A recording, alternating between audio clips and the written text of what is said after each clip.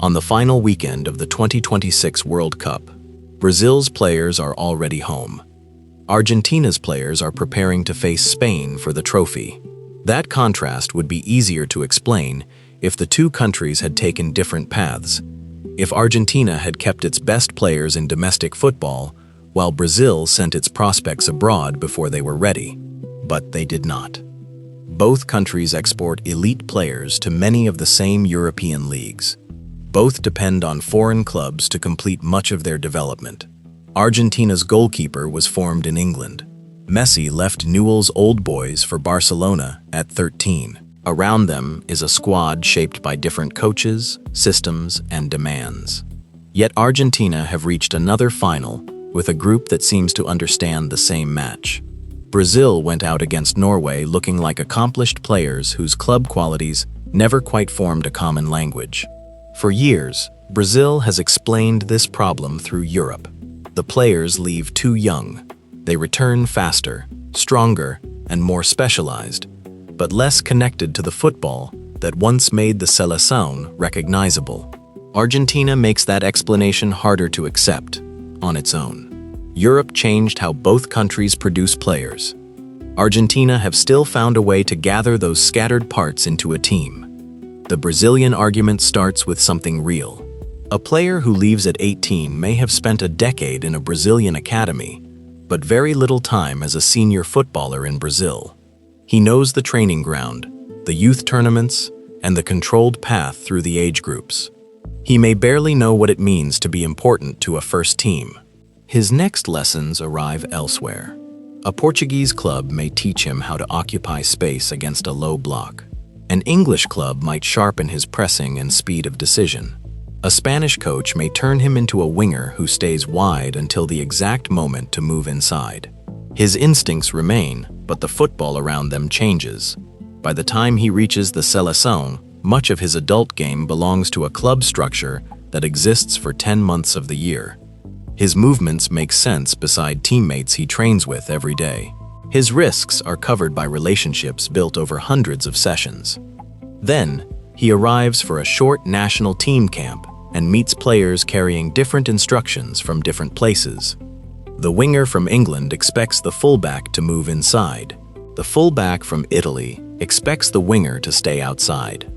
A midfielder from Spain moves toward the ball to control possession, while another has been selected in Germany because he attacks the space beyond it. Each player may be making the right decision. The spaces between them can still be wrong. Early export makes that problem worse. Brazil often loses players before they have built substantial senior careers at home.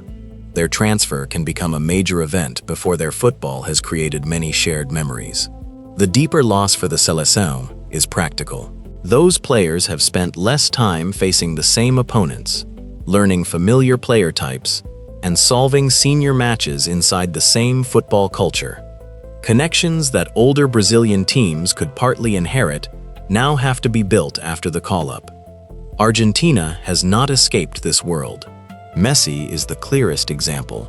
He left Newell's Old Boys at 13 and became a professional through Barcelona. Emiliano Martínez left Independiente as a teenager and completed almost all of his senior development in England. Around them are players formed and refined by clubs across Europe. They did not receive one common tactical education before joining Argentina. Argentina does not disprove the effects of export. It shows where that explanation runs out. A club completes one kind of formation. The national team has another job. It must connect one player's role to 10 others who may understand the same position, space, or moment differently. This is reassembly. It appears in ordinary football actions. Who comes close when the right back receives under pressure? Who runs beyond Messi when he drops toward midfield? Which midfielder holds his place when another presses? When possession is lost, does the nearest player attack the ball while the rest close the same spaces? Or does each react according to a different club habit? Argentina's recent teams have carried shared answers into those moments. Messi is their largest reference, but the team does not stop with him. His freedom works because the movements around it are understood. Rodrigo de Paul's covering runs do not surprise the midfielders behind him. The defensive line recognizes when Cristian Romero steps forward. Emiliano Martínez knows what he can expect from the players in front of him. The shape can change without the team losing its bearings. That is what continuity has preserved. The same formation has not always remained in place, and good football is never guaranteed. But the relationships are familiar. So is the hierarchy. When the match changes, many of the reactions are already known. Lionel Scaloni has led Argentina since 2018. 17 members of the 2026 squad were also in the group that won the 2022 World Cup. New players enter a side whose main references were not invented during the tournament. Brazil's players arrived on top of a less stable structure. Since Tite left after the 2022 World Cup, the Seleção passed through several coaching arrangements before Carlo Ancelotti took charge in 2025.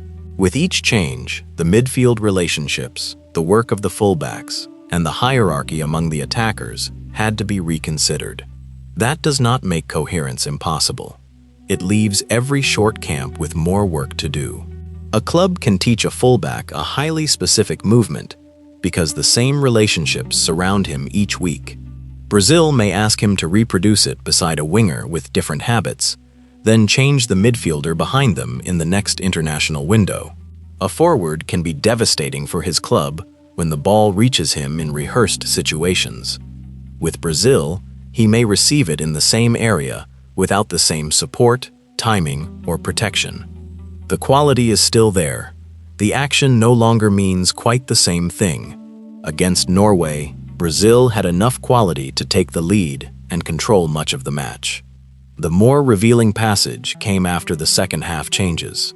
The team that had contained Holland and created the better chances became stretched. New roles appeared, but the old relationships no longer held them together. Norway found more space, and Holland scored twice in 10 minutes. Brazil did not suddenly lose its individual quality. It lost control of what the players were supposed to do together. One substitution changed the work required elsewhere. A defensive line that had understood the spaces in front of it now had to solve a different match. Norway kept its connections. Brazil tried to rebuild its own during the most dangerous minutes of the game. This is where individual club education reaches its limit. A player may understand how to defend that situation for Arsenal, Real Madrid, Newcastle, or Paris Saint-Germain. The Seleção still has to give 11 players the same answer at the same time.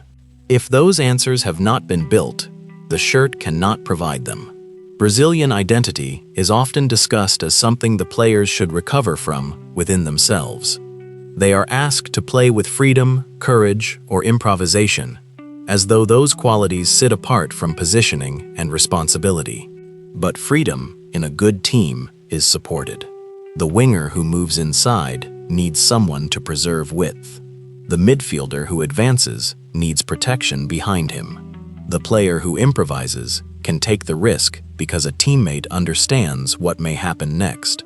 The old Seleções did not succeed because Brazilian players ignored structure.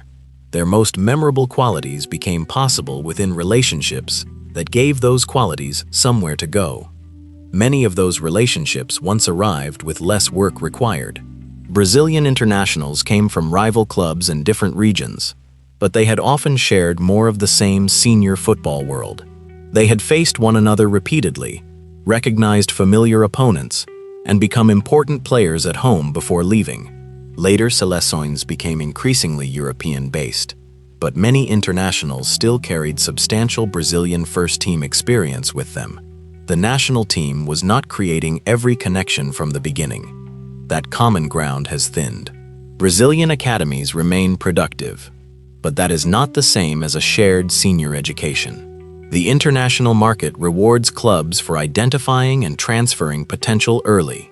Europe then controls more of the period in which prospects become established professionals. This makes Brazil's task harder. It does not decide how Brazil must perform it. Foreign clubs did not choose the Seleção's sequence of coaches. They did not stop Brazil from repeating midfield combinations, establishing a hierarchy, or deciding what the team should do when its first route forward is blocked. They made reassembly necessary. Argentina shows that it can still be done. Their answer cannot simply be copied. Brazil does not have Messi, and clarity can be built around several relationships rather than one central player. The reference might come from a midfield partnership, a stable defensive base, or a clearer division of work among the forwards. A player joining the Seleção should know what team he has entered. He should know where the safe pass is when pressure rises, which teammate moves when he leaves his position, who controls the tempo after a dangerous spell, and what the team does together when possession is lost. That knowledge cannot be improvised during a World Cup. On Sunday, Argentina will face Spain, with players shaped by clubs across several countries. Those educations will remain visible. Martínez will still carry the habits he developed in England. Messi will still be the footballer built at Barcelona. Their midfielders will still arrive with different club roles and different daily instructions. Argentina will not erase those differences. They will give them a common purpose. Europe explains why Brazil's players arrive in pieces. It does not explain why the Seleção can no longer put them together.